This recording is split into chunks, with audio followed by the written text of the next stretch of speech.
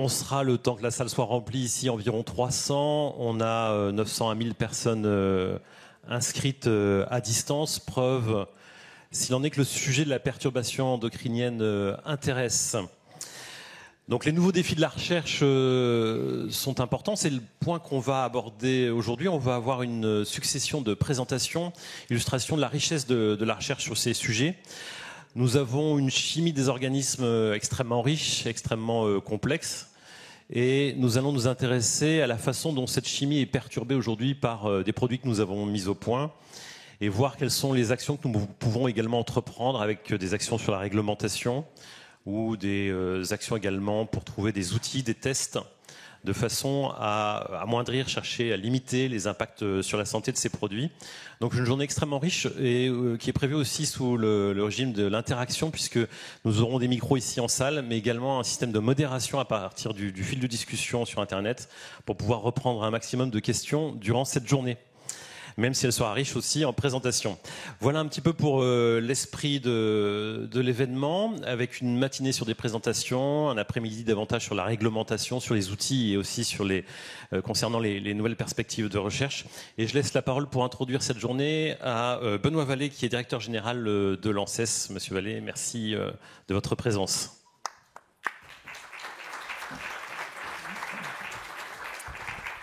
Merci beaucoup. Bonjour à chacune et chacun, en particulier au président directeur général de l'ANR, Thierry Damerval, cher Thierry. Mesdames, Messieurs les présidents, Messieurs, Mesdames les directeurs, cette rencontre est la deuxième que l'ANR et nous-mêmes organisons sur cette thématique de la recherche sur les perturbateurs endocriniens. Vous ne m'en voudrez pas de dire PE de temps en temps. L'acronyme étant très clairement très connu. Notre première rencontre avait été organisée en 2019. Ces deux rencontres illustrent, je pense, de façon forte la complémentarité des travaux qui sont financés par nos deux agences avec le concours de leur programme de financement sur ce thème. Je ne doute pas que les PE continueront à alimenter les questions de recherche pour les années à venir. Et j'en profite d'ailleurs pour rappeler aux chercheurs qui sont parmi nous, et ils sont nombreux, que l'ANR et l'ANSES aujourd'hui, avec la contribution de l'ADEME, de l'INSERM, de l'INCA, de l'ANRS Maladies infectieuses émergentes, ont mis en place un portail commun des appels à projets de recherche qui offrira bientôt une version très simplifiée pour la soumission des projets. On peut même donner le www.appelrecherche.fr. Mais vous saurez trouver tout cela très rapidement. Alors il est maintenant bien établi que la chimie de synthèse a accru la diversité de substances qui peuvent interférer négativement avec le système endocrinien. Les possibilités d'exposition des humains et des animaux par ingestion, inhalation ou contact cutané sont multiples et incluent des contaminations de l'environnement à l'état de trace. De fait, ces substances soulèvent d'importantes questions qui sont relatives aux expositions cumulées et même à des doses infimes, parfois étagées sur la durée, et qui contribuent avec d'autres expositions à ce concept qu'on a appelé l'exposome et qui est rentré dans la loi française en 2016. Ces substances vont être à l'origine d'effets variés dont le résultat des combinaisons reste malheureusement, ou heureusement, je ne sais pas, largement méconnu. Le rôle des perturbateurs endocriniens est actuellement démontré ou évoqué pour un très grand panel de pathologies qui va également de façon croissante, les troubles de la fertilité et de la reproduction, les cancers hormonodépendants, les cancers du sein ou les cancers de la prostate notamment, les troubles métaboliques comme le diabète ou l'obésité, des troubles neurologiques, voire l'autisme. La France fait partie des États européens les plus engagés sur cet enjeu de santé publique. Comme vous le savez sans doute, s'est tenue hier, ici même, une journée d'échange et de bilan de la seconde stratégie nationale sur les PE, ou SNPE2, et sur les perspectives à y donner 10 ans après le lancement de la première stratégie nationale sur ce sujet. Cet événement que nos spécialistes ont suivi avec intérêt est organisé avec la Direction générale de la santé et la Direction générale de la prévention des risques, et donc je les salue puisqu'ils sont avec nous aujourd'hui. La question de recherche restera vraisemblablement très présente dans les orientations stratégiques portées par la puissance publique, car elle conditionne encore de larges pans de la maîtrise des risques liés au PE. En fin de journée, Olivier Labou, de l'Inspection générale des affaires sociales, évoquera les recommandations formulées par son inspection dans son rapport sur la SNPO2, justement en matière de recherche. Il reste beaucoup à apprendre sur ces mécanismes d'action que développent les perturbateurs endocriniens, les impacts sur la santé humaine, mais aussi sur les écosystèmes, les effets cumulés dans une approche exposome que j'indiquais précédemment.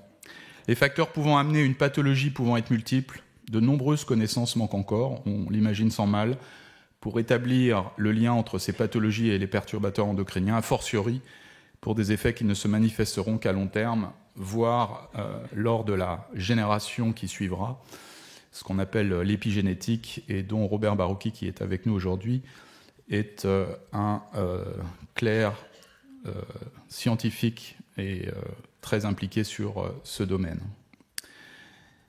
À l'ANSES, un levier majeur pour produire des connaissances sur les PE est le Programme national de recherche environnement santé travail, ou PNR-EST.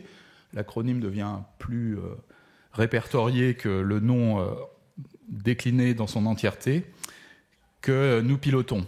Depuis 2006, ce projet contribue à structurer la communauté scientifique, développer des connaissances en santé, environnement et santé travail, en appui aux travaux d'évaluation des risques sanitaires, et bien sûr aux politiques publiques, puisque l'objectif est effectivement de contribuer à ces plans que j'évoquais précédemment notamment.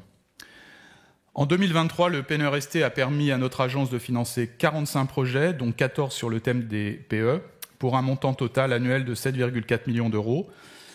Depuis 2018, un financement supplémentaire spécifique à cette thématique est alloué par le ministère de l'Environnement, et nous le remercions. Et bien sûr, nous avons l'effort conjoint avec l'ANR, sur lequel Thierry Damerval reviendra.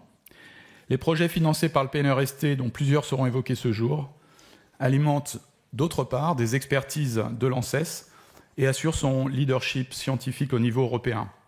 2 illustrations très rapidement et avant de terminer.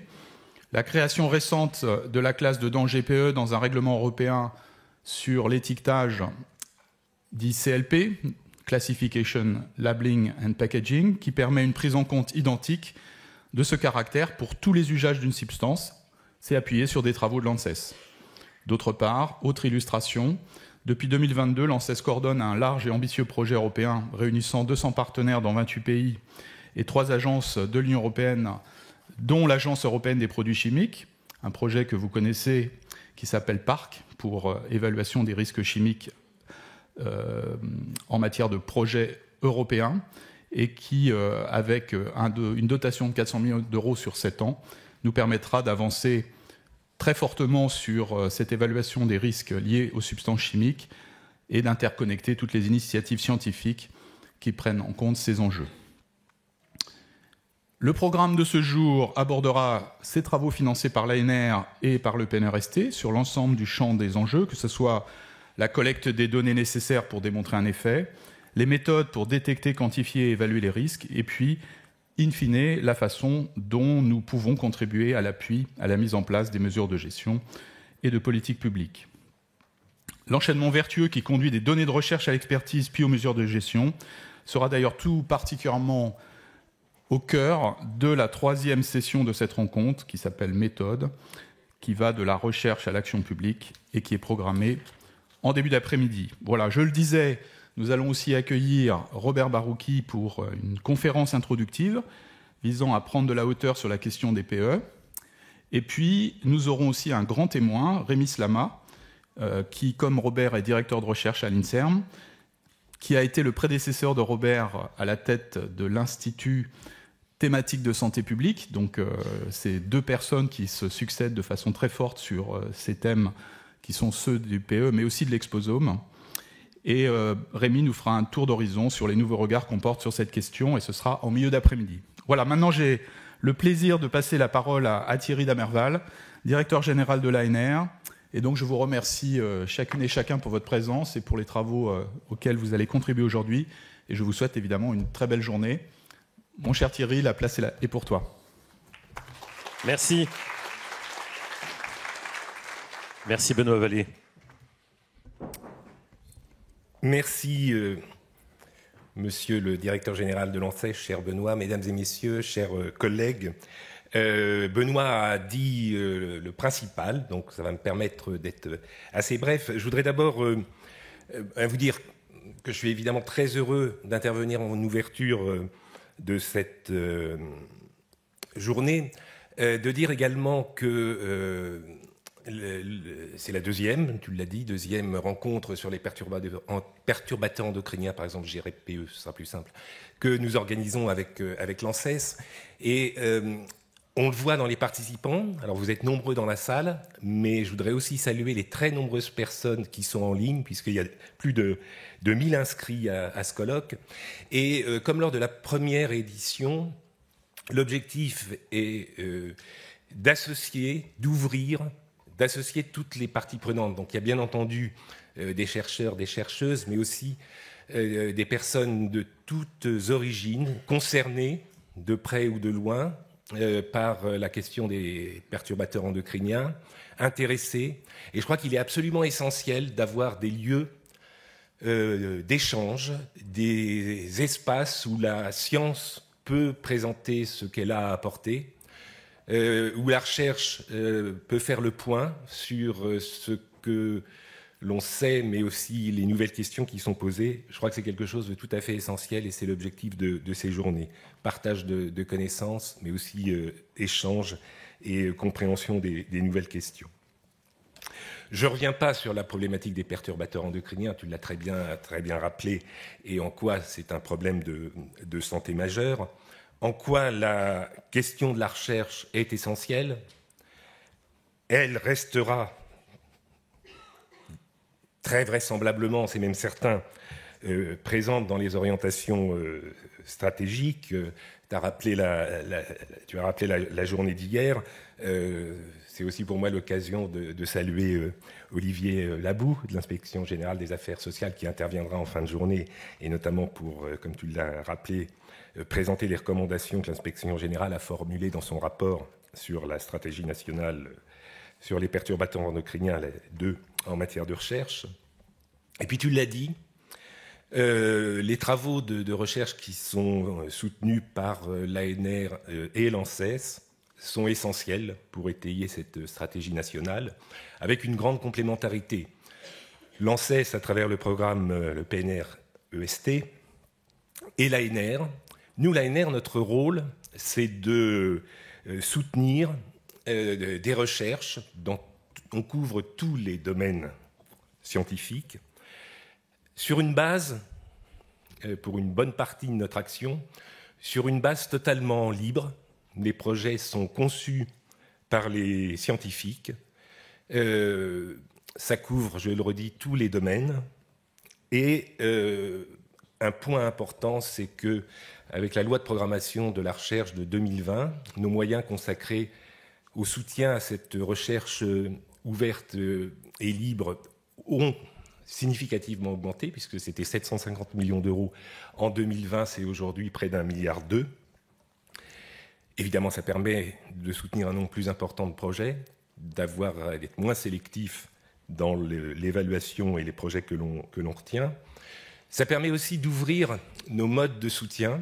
Je voudrais le signaler avec un programme spécifique Science avec et pour la société, qui, à côté des projets académiques ou des projets pouvant associer des industriels, s'ouvre avec des actions spécifiques. On lance régulièrement des appels ouverts aux recherches participatives, permettant d'associer des parties prenantes de la société, des associations, avec des laboratoires de recherche académique, pour répondre plutôt dans une logique de recherche-action à des problématiques très, très concrètes.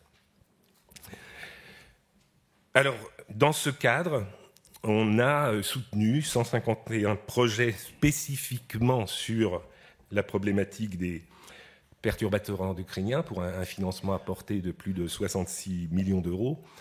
Ça représente une part importante, c'est 13% des projets qui ont été financés par l'ANR sur la thématique santé-environnement. À côté de ce soutien à des projets conçus par les chercheurs, nous sommes aussi en charge de la mise en œuvre des grands programmes de France 2030, précédemment les investissements d'avenir dans le champ de l'enseignement supérieur et de la recherche. Et là aussi, il y a eu, dans le cadre de ces programmes, notamment au travers des programmes l'ABEX, Infrastructure nationale en biologie santé, 55 projets qui sont consacrés en tout ou partie à la question des perturbateurs endocriniens. Je vous invite à prendre la brochure qui a été préparée, qui donne un bilan, un survol, mais qui montre bien les différentes avancées, qui illustrent différentes avancées, qui a été préparée pour ce colloque. Alors, la collaboration entre l'ANSES et l'ANR, tu l'as rappelé, elle est importante. Elle s'exprime, tu as rappelé, merci de l'avoir fait, le portail commun des appels à projets, dont l'objectif est non seulement de donner de la visibilité, un accès facilité et surtout d'harmoniser nos procédures, de simplifier l'accès au financement.